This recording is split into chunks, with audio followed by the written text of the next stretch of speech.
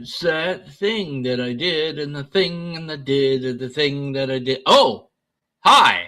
How are you? I didn't see you there, because you're not. I wouldn't see you, because it doesn't work that way. Converted man here.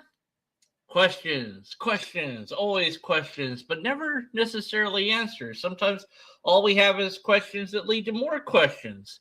And sometimes people think that there's questions that atheists can't answer, or questions that Christians can't answer, or that any given theist can't answer. And everybody tries to answer these questions. And usually they are questions that can be answered, but there are always questions that have no answers. And then there's sometimes that people just make up questions that nobody has ever asked, and then they answer those questions. I don't know that that's going to happen today, but we're going to find out in this video. Oh, yeah. Easy debunks to atheist questions. Don't forget to downvote the video. You know, got to do that. Always got to do that. Okay. And he's got subtitles. Great. Noah Lindsey. But first, very important. I think I should read the comments. I know. You want me to do the video. Well, I'll do the video, but there are comments to read. And I noticed one from somebody. I just thought I'd highlight this person, Robin Dude, 8187. And I just have this feeling that Robin is really, really beautiful. But I have no proof of that necessarily. But that's just my assumption. And then wait, I went too big. I got too big. Oh my God. There we go. Okay. Robin says, not all sin's the same, but they all take you to hell, which apparently doesn't mean a lot. After all, if there's levels of hell, topmost layers are probably no worse than living on Earth. Heck, maybe this is the top level of hell. Yes, indeed. Hell is other people, as they say. We've caused all the problems of victim blaming. If human actions cause tornadoes, earthquakes, tsunamis, droughts, floods, infestation, disease, and so on. Yeah, you know, those humans making all that stuff. Yeah, that's a problem. We're choosing to partake in evil. Consider the above and mention how we could possibly choose to not partake of each one. Yeah. You don't accidentally steal. Yes, you can. And she has. Earlier in life, I was at a store, distracted, trying to deal with lots of things going on. Ended up needing to use a check to pay for something, but I didn't have a pen. So the cashier loaned a pen to be able to write out a check. We talked. Things were bagged up. I was checking them and forgot to give back the pen. I was cut a distance away before he realized I had the pen in my hand. That's right. At no point did I slip it in my pocket or similar. I was just distracted and failed to notice the pen in my hand. It was cut a bit later. Arrest Robin. Arrest her. She has stolen a pen. Get her. Go. Get it. Swarm. Get her, people. That's a terrible thing. Anyways. I think there was one time I walked out with like something that was under the cart that I forgot. Something like that, maybe. I don't know. I know there was one time that I almost did that, but paid for it. But I might have done it. And just don't remember. Who knows at this point? Anyways, all right. Back to this. And what if it's not pure accident? Okay. What if they consciously or subconsciously intended to take the pen? Then it is theft. But is the taking of the property of a person without permission to do so, nor legal authority to confiscate it, theft by accident? And even if I should return said items, it was still theft. If you don't believe so, try taking something expensive, returning it, and see if you still get charged. Incidentally, despite the distance, I did turn back around, head all the way back to cashier, returned the pen. And they weren't bothered. Noted it happened, and had an entire cup full of pens because of that. And then Robin stole all the pens from them and said, "They're all mine, sucker!" And then they punched him in the face, and then they just kept punching them over and over. They stole all the money from the cash register and the cashier, and then they pretended to be the cashier, and they stole all the money from the customers, and then they beat them all up. Oh, it was terrible. All the blood and guts flying everywhere. The cops came, but they just were unstoppable. They had all these money and power, and they were eating all the food, and they just kept beating everybody up. They had to send the army, and that's finally put them down once and for all. But they came back to life, and then they flew through the air. I'm Super Robin. And then she came and she laser beamed everybody. Anyways, before God made the sun, the earth was dark. there was no earth before the sun. And that's how we know the Bible's garbage. The sun and earth and moon formed at the same time. Approximately. Most stars predate the earth too, despite them being listed as only coming about later. It's because the Bible was written by ignorant goat herders who thought the stars were just points of light stuck in the solid dome of the firmament over the flat disk of the earth. We can know God is real just by looking around. Oh, good. Look at the trees. We did. The more we looked, the less there seemed to be need or room for God. For there to be a cause. There has to be an uncaused cause. Oh, God. Not really. It's just an infinite series of causes. It's unintuitive. But even if your statement is true, nothing requires uncaused cause to be intelligent or intentional or have magic powers or infinite power. Oh, man, this is a long comment. Oh, man. It's great. I love it. And the ancestor of all the cows and that sort of stuff. We go far enough back, the ancestors aren't cows anymore. Further back, they're not even animals. Then you get to the first life, which is also certain chemistry on the early Earth. Then back to the nebula that formed Earth and prior stars, made the nebula, and so forth. At no point is a God required to step in and do anything. All of this would happen anyways. But that's your uncaused cause. Big Bang was not cause. It's just the thing that caused everything else. It doesn't know. It doesn't care. It's the source of all causation. Jesus, he came 2,000 years ago. Man, Jesus had some blue balls until then. In a tiny portion of the world, only demonstrates himself to a few people, and that was it. Everyone else is relying on some guy said so. Because that's all there is. Do you think God would understand that some guy said so is not sufficient justification to believe in such a wild, otherwise unsubstantiated story? But it's most likely the same reason you don't believe other religions. They too are down to some guy said so and nothing more. Yeah, this is worth pointing out more. I think that, God, in all its infinite wisdom and knowledge, waited for millions of years to tell the Jewish people that he existed, and then waited for a few more thousand some odd years to then send his son to one spot in the world to only do stuff for about 3 years, give or take, that was noticeable, and then bugger off, never to be again seen. And then, so everybody else in the entire world doesn't know about that. And it takes years and years and years for that information to spread.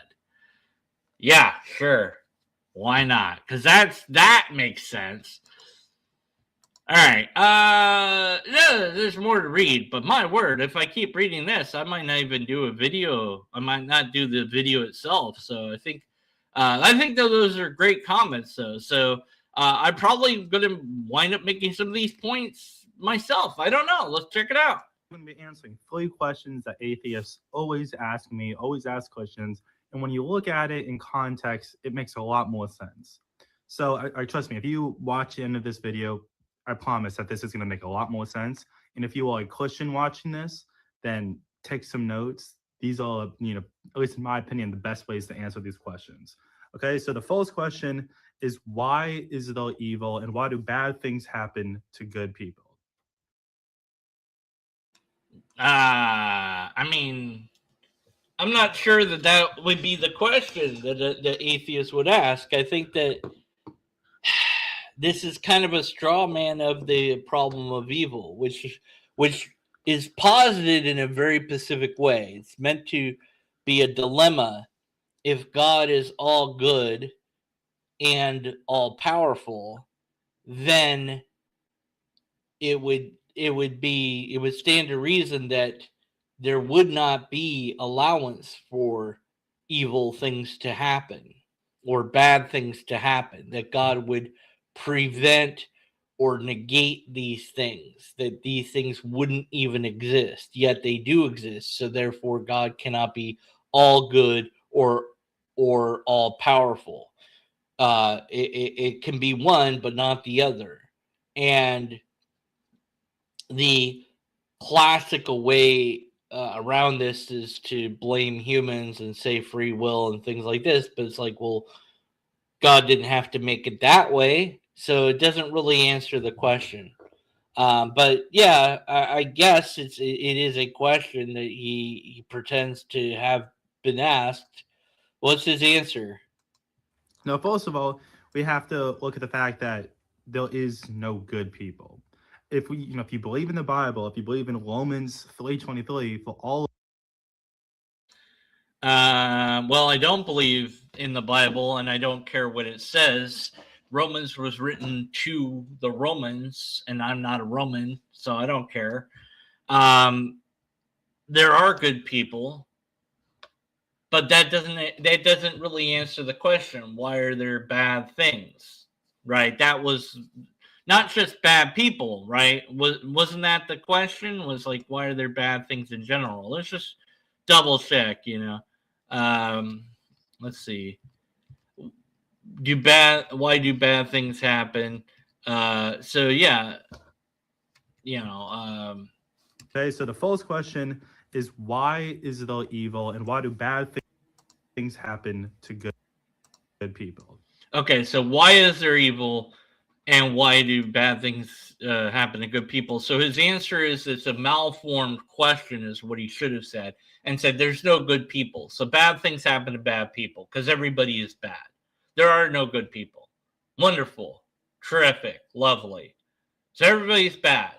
So bad stuff happening to bad people, that's fine. Even though the Bible says that good and bad falls equally on the ones that do good or not good. So the Bible actually does say there are good people. But, who cares? Because you can look somewhere else in the Bible and say everybody is evil. So it's whatever you feel like, Anyway, all right.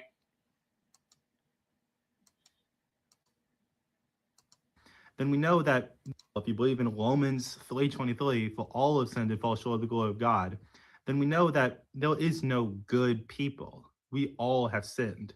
If you have failed one of the commandments, then you failed them all. One sin takes you to hell. Not all sins are the same, but they all have the commonality of all taking you to hell. Right, which just goes to show that the judgment of God is incoherent and full, and it's not what the word judge would imply. Like true honorable judge would not do this. We do not send people to jail equally, no matter what the crime is. We weigh it. We say, well, how much harm did this do to the state? How much harm did it do to individuals? What's the cost? We have to weigh this carefully.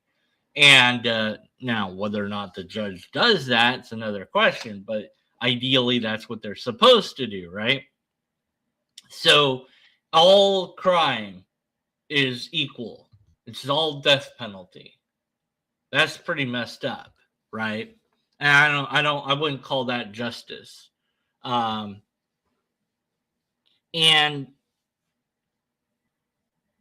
so blasphemy against God is just as bad as murdering 1,000 people. And here's an even worse problem than that, okay? If you really sincerely believe that you're doomed to hell, well then if you're going anyways, you might as well go in a blaze of glory, right? You might as well do more terrible things. I mean, you're already going to hell, so you might as well keep doing bad things, right? So that actually argues for complete and total immorality of a human, not somebody say, "Oh, well, I better stop doing bad." Why? I mean, you're screwed, right? But then Christianity says, no, but you can be forgiven of all of it. All you have to do these certain things, and then you're forgiven. And it's like, oh, okay. So then what I did doesn't matter, right? So wait, now I've got the opposite problem where I'm gonna go, wait a minute, then I could just kill a bunch of people and just ask for forgiveness, and I'm going to heaven. Oh yeah, no problem. And even if you kill people that don't believe and send them to hell, but if they had lived a little bit longer, they would have become believers. That's fine. Don't worry about it. Okay, so that's the first thing to get out of the way. And the second thing is, why does God, allow bad things to happen? And the thing is, we are in a fallen world. Okay, we are in a place where we have caused all of the problems. Now, Right. Like I said, that's the classical way, is just to say, well, we screwed up and God was really upset and so allowed the world to fall to chaos. Although apparently the Garden of Eden is still around, it's just guarded by flaming swords / angels of some sort. So hypothetically, we could find the location. We just couldn't get inside. If we found that location, that would be awful good proof of God. Of course, nobody's ever found it, but whatever. But yeah, this is just we did something that upset God, and so now it's a fallen world. It's all our fault. No, it's God's fault. God designed the world in such a way that this would be the result. So it is God's fault. It is not our fault. It is the thing that made everything. There's no way out of that responsibility. If you make everything and you make the rules, it is your fault when it goes wrong, not somebody else's fault. There is no scapegoat here. You are absolutely 100% responsible for everything that you did. And we would apply this logic to any scenario. Like we have AI and we have discussions going on about what this will or could do, and if it's going to become alive and take over, or we already know that it's going to replace jobs, but whether it can or can't actually do those jobs, and the serious question of what responsibility do we have over the AI that we created? If it goes out of control, that's still on us because we allowed it to go out of control. It's still on us that we created it knowing that it might go out of control. And if we don't understand it, then that's on us for not understanding it. But you don't even have that scenario. You have the scenario that the programmer in question absolutely knows what it's going to do and what it's capable of and does it anyway. And then the AI goes rogue and the programmer's like, well, yeah, I knew it was going to do that, but it's not my fault. The AI decided to go rogue. Yeah, but you knew it was going to go rogue. It could have chosen to not go rogue. Well, but you knew what it was going to do. So that's absolutely the programmer's fault. And switch out the programmer for God. God knew that humans would do whatever that would really upset it and then make it have to be the world is all crap. So then it's still God's fault. Just do it a different way. Just set it up a different way. But the book of Genesis is a just so story. And it is a story. It is not real. It never actually happened. Why are things bad? Well, let's try to figure that out. Humans did something that upset God. And that's a classical idea that is found in many other religions and ideas about spirituality or spirits or deities of all sorts is that we've offended or upset God, and we have to appease God by doing certain actions and rituals. Aztecs sacrificed humans to please their god or gods. And did it actually change anything? No. It's like, oh, we didn't get rain. I guess we didn't kill enough people. Let's kill some more people. And eventually it rains, and they're like, okay, whew, finally we've satisfied God. And it's like, no, it's gonna rain eventually. It's not, you killing people is not gonna change anything, right? So the reason why bad things are exist is, if there is a God, then it's God's fault. And if there isn't a God, then bad things exist because, well, the world is what it is, So, anyways. You can make the argument, oh, but if God truly loves everyone, then why doesn't he just, heal people and stop all of the evil? But the issue is, we are choosing to partake in this evil. Now, yes, it's true that we are sinful, but also we still choose to partake in evil. You don't accidentally sin. Okay? You don't accidentally, lie or steal. Now, maybe you don't.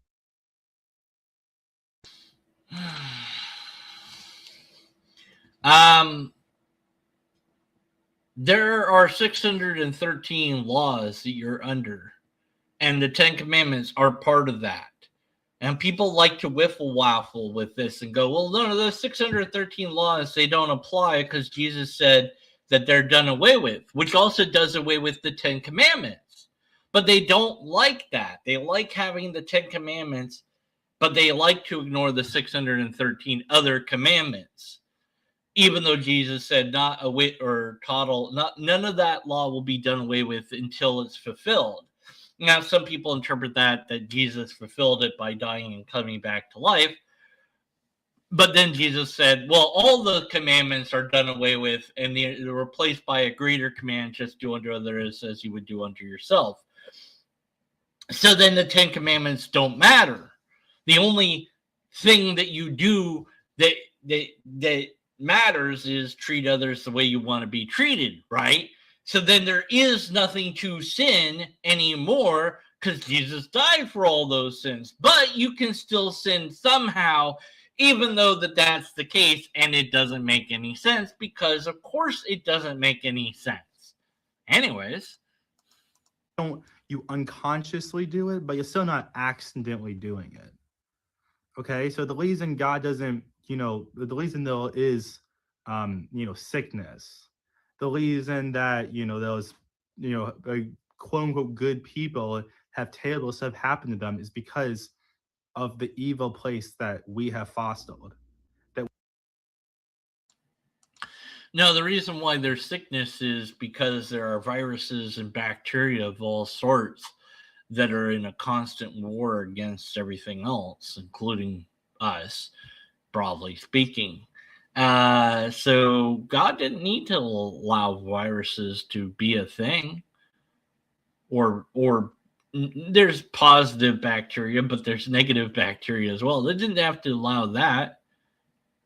So the reason for these things existing is still God, if there is a God. That didn't have to. It's like, okay, sure, it's bad, but did you have to make it this bad or allow for it to be this bad? So this really doesn't answer the question satisfactorily to me. That we have created, that humans have made. It's not God's fault that we decide to go against him. No, it is actually, but see, that's the whole thing is, your God created an unwinnable scenario, and if we took the story at face value, which, as I said, we shouldn't because it's just a story, but there's only two people, and they do not know what good and evil are. they are ignorant. They do not know that following what God tells them to do is the right thing. They don't know that. They don't know what right and wrong are. They don't know that not listening to God is a bad thing until they gain the knowledge of good and bad, which they were forbidden to do. God wanted them to be ignorant and to follow God in ignorance. That was God's plan that then was derailed because of Lilith / the snake in the garden that also got allowed to be there because reasons. You know, a lot of times people think God created evil, but realistically what happened is evil is just the abstract of good. And what that means is think of good as light and evil as darkness, okay? If I turn the light on, then, you know, it's bright. You can see what's. Now, it's funny to me that theists don't even know their own Bible. Isaiah 45:7. I form the light and create darkness. I make peace and create evil. I, the Lord, do all these things. You know, but whatever. Again, you know, that's fine. Happening in that room. But if you turn the light on, if you turn the light off, it's dark. Evil is like that darkness. Darkness isn't a different kind of light. Darkness is just the not having of light. Yeah. I've heard this definition of evil before where it's just an absence of good. No, I don't agree. Evil, as I label it, is actions taken to harm deliberately. And that usually applies to creatures that know the difference. I wouldn't necessarily call a virus evil. I'd certainly call it harmful, though. But, you know, words, whatever. If that makes any sense. It's basically just the opposite of light. Evil isn't something that needed to be created. Just like darkness. Before the earth was created, God didn't make darkness because that's what was there. Darkness was there. Before God made the sun, the earth was dark. So it's just. There wasn't an earth, and the sun formed first, and then the earth formed a little bit later, but, you know. And then something hit the earth, and that was the moon. But yeah.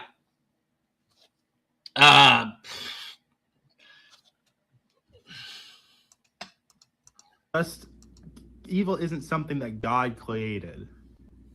It's something that is just there because it's the opposite of good. Okay, so if God is everywhere and God is good, then how can there be evil anywhere if there's goodness everywhere because of God? So there's evil, which is an absence of good, but then God is everywhere and God is all good. So then there should be no evil then. But there is evil, so there is an absence of good. So then God can't be everywhere. You see, it doesn't really make sense. Now, question number 2 is why doesn't God just reveal himself, doesn't just show himself to everybody? Hey, then there's an actual question that I've asked. That would be good. Yeah, just reveal itself to everyone in such a way that we couldn't be mistaken anymore about what God is, how God is, what it wants, etc. Just, hi, everybody, here I am. That would be good. Now, that question to begin with is kind of funny because, in a sense, God already has, like the Bible. No, it hasn't. Not even a little. Even says how you can know that God is real just by looking around and just within. Let's look at the trees. No reason, because for there to be a cause, there has to be an uncaused cause. No, there doesn't. And even if there does, it doesn't have to be God. But Robin said that already. I look around, I don't see God anywhere. So I'm not convinced. This is not an argument. This didn't really answer the question. Why doesn't God just reveal itself in a way that we can't be wrong about God anymore? Well, God already shows itself. Just look around. I still don't see God. So you haven't answered the question at all. You haven't even attempted to answer the question. Just like the couch failed. That couch was only there because someone made the couch. And for someone to make the couch, there had to be a cow. And for that cow to be there, they had to have been bred from the ancestors of cows and all that kind of stuff, right? So yeah. If you look back far enough, you get to a point where you can't answer the question of how things got there. It's like, well, the singularity that we think was always there, maybe, we're not really sure, and then that expanded into the universe. It's like, well, why? I don't know. How? I don't know. But it's like, yeah, all that stuff, none of that points to God. It just is like, okay, there's the mechanism of the universe. How and that's supposed to lead me to God somehow, but it doesn't. And it certainly doesn't lead me to your version of God.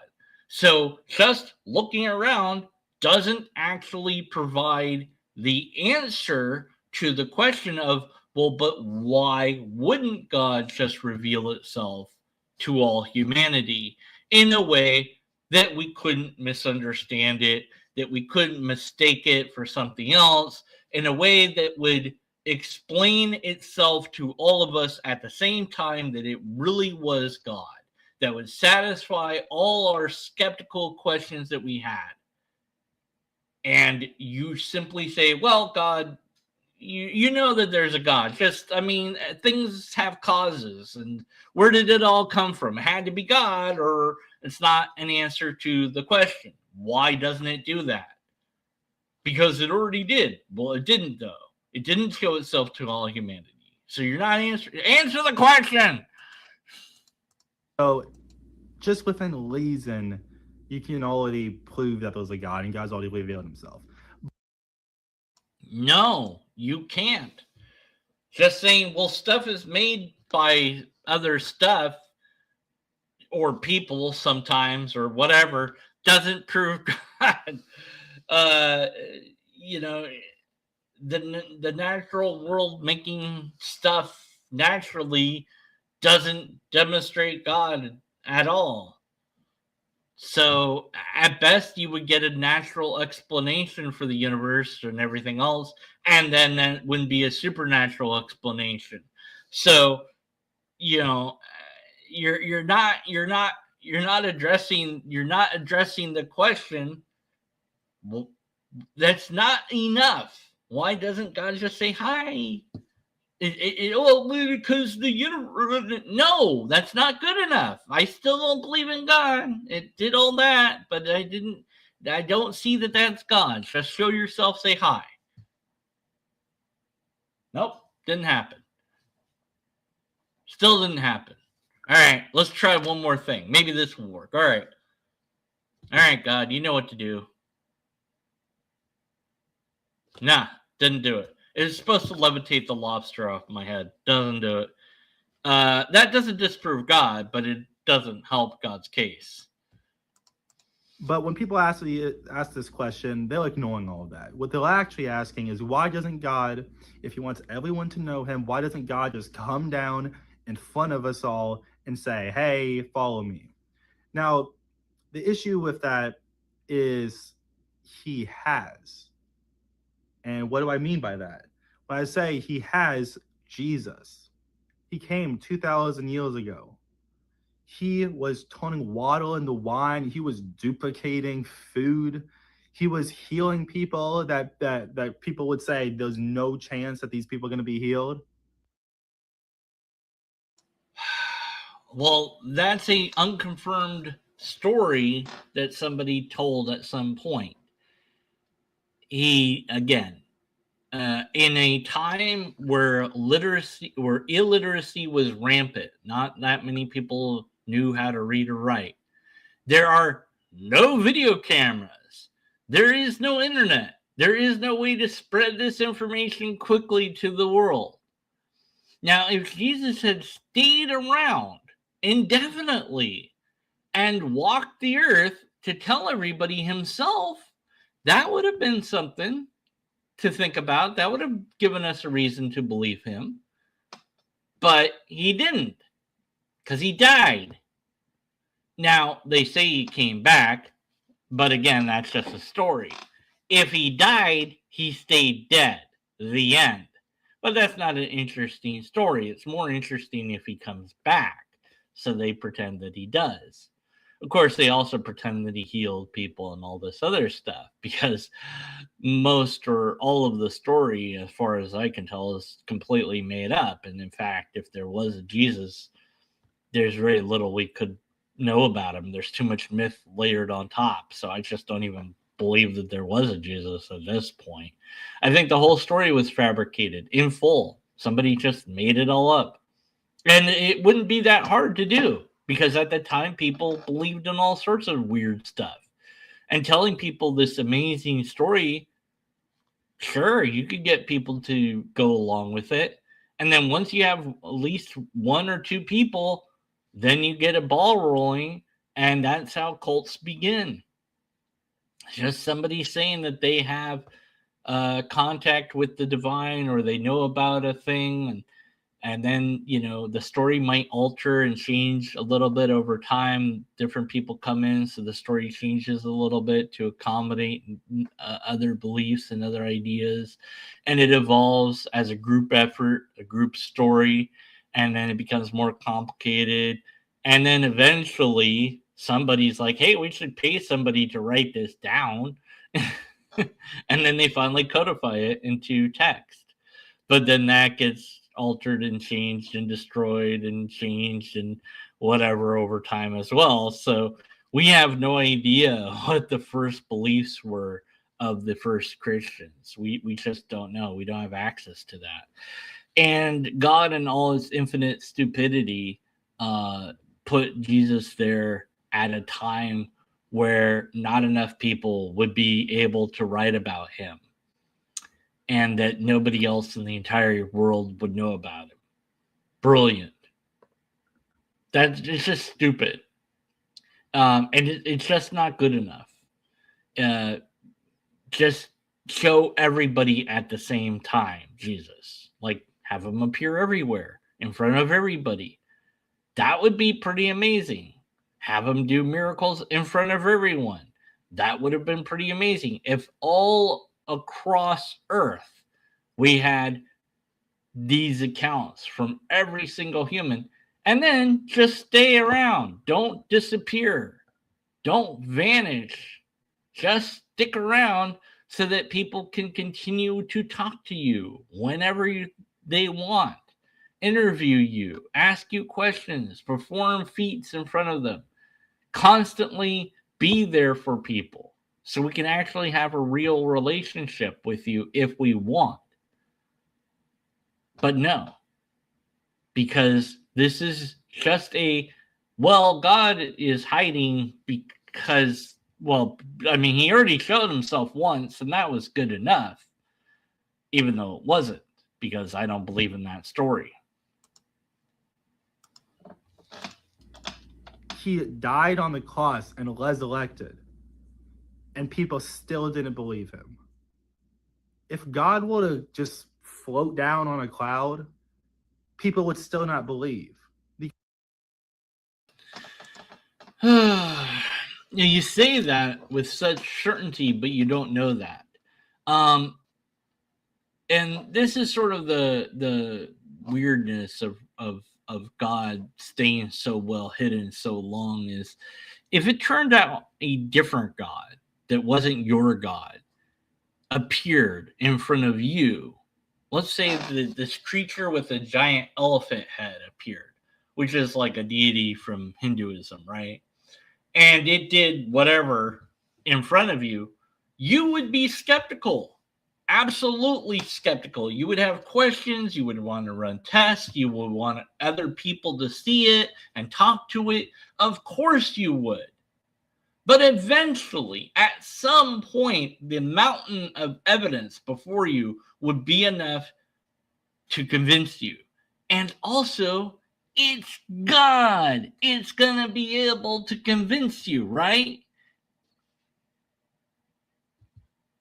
But you really think that that people wouldn't be convinced? Maybe not instantly, but eventually. But this is just kind of like, well, but it hasn't happened. So we don't know what would happen if it did that. We just don't know how people would react. Well, we kind of have some guesses, but you know. Anyways.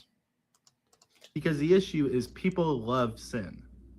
You may not you may not want to admit that, but you enjoy the things that you do. You know, if you have, a drug addiction, why is it an addiction? Because you love it. And it's interesting you mentioned drugs, because that's not really in the Bible. In fact, it says everything was made for human pleasure and all this. So it never really says drug addiction is bad in the Bible. So is that really a sin? Doesn't say so. You might be trying to stop, but you might hate it in a sense, but there's something about it that's making you keep on doing it. Yeah, it's a chemical that you're addicted to. Plus, the lifestyle itself is also a problem. Get some friends. Get out, be social. That will help you to get out of that. You have a porn addiction. It's because you love doing it. No. Addiction is not something you enjoy doing. It's something you're compelled to do. You don't understand addiction. Something about it, you might hate a lot of it, but something about it is keep on drawing you in.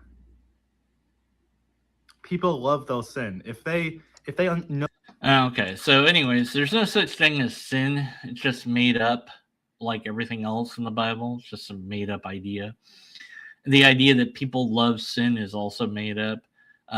People enjoy various different things that you label sin. Everything is a sin, right? Everything is a sin. Everything is a sin.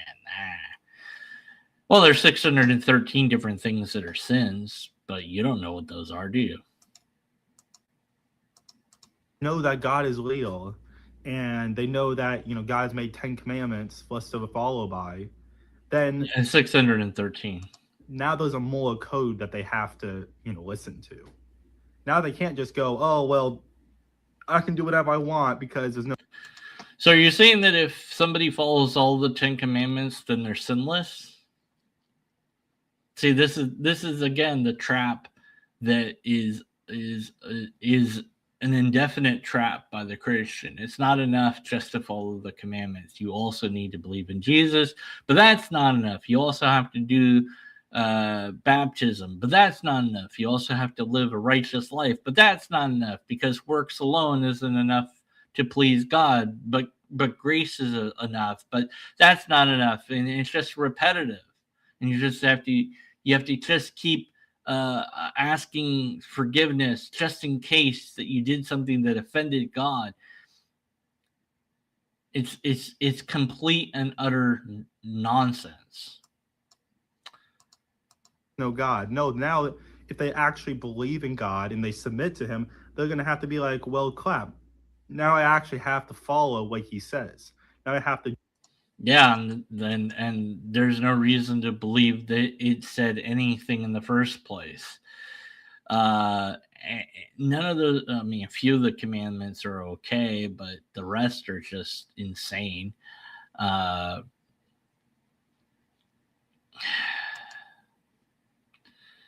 So, did you really answer these questions in a way that I feel like you did? No, you haven't really. And I don't think you're going to. And I know you don't. So, I kind of am done with this. There's no argument here being given. He's supposed to be answering questions, and his answers are pretty much the same I've heard over and over again, and nothing new. I mean, at least it seems like he's given it a go. But if you're just gonna say what's already been said, God doesn't reveal itself to humanity because it isn't there to reveal itself to humanity. That you believe that God did that once is just that. It's a belief. It's not good enough. It just isn't. If God wants to have a relationship with me, I can't do that unless I know that there's a God, and I don't know there's a God because the evidence that you say it's given to me isn't evidence of God. It just isn't. And God showing up would certainly convince me, because I'd be able to get some answers. But it's not going to happen, and it doesn't happen, and it's never happened, and it's not going to happen because it isn't. I mean, that's my conclusion, and I haven't heard anything to convince me otherwise here.